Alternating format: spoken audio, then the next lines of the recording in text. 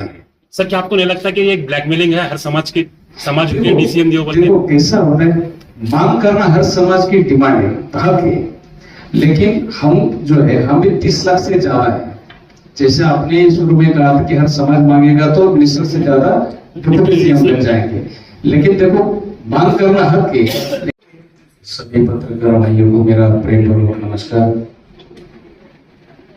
आज के press conference का लेने का उद्देश्य यही है कि माननीय श्री संतोष लाड साहब को कर्नाटक राज्य के उप मुख्यमंत्री पद मिले और इसे हमारी सभी सकल मराठा समाज और ओबीसी समाज की तरफ से मांग है कि हम आग्रही है कि लाड साहब को डीसीएम बनाए। एक कर्तव्यदक्ष, अभ्यासु और अनुभवी नेता लाड साहब है। सभी समाज को साथ लेकर के काम करने का उनका तजुर्बा पूरे कर्नाटक राज्य को मालूम है। सर्वधर्म समभाव ये उनकी भावना है। बुद्ध बसो अम्बेडकर विचारधारा से लाड साहब का काम है और हमारी यही मांग है कि कांग्रेस पार्टी को शासन में लाने के लिए भी लाड साहब का बहुत बड़ा योगदान है।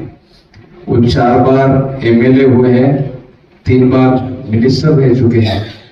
संतोष लाड फाउंडेशन की वजह से भी उन्होंने बहुत सारा काम कर्नाटक राज्य में किया है। जो कुछ अंध, अपंग, हैंडीकैप लोग हैं उनके लिए विशेष योजना उनके माध्यम से की जाती है और उनमें उनका बहुत हैंडीकैप लोगों के जीवन में बहुत बड़ा सहयोग है। तो हमारी सभी की यही इच्छा है कि लाड साहब को सकल मराठा समाज की ओर से और ओबीसी समाज की तरफ से हम एक मांग करते हैं कि लाड साहब को डीसीएम पद मिले। जब कुछ आपत्ति इस भारतवर्ष में आती है, जैसे कि कश्मीर में जो हल्ला हुआ था जम्मू कश्मीर में, उसमें सबसे पहले इस देश में या अनेक राज्यों में से कर्नाटक राज्य का पहला मंत्री ऐसा रहा है संतोष लाड। वो खुद के जेब से पैसा खर्च करके वहां पर पहुंचे जहाँ पे बहुत ही डर का माहौल बना हुआ था।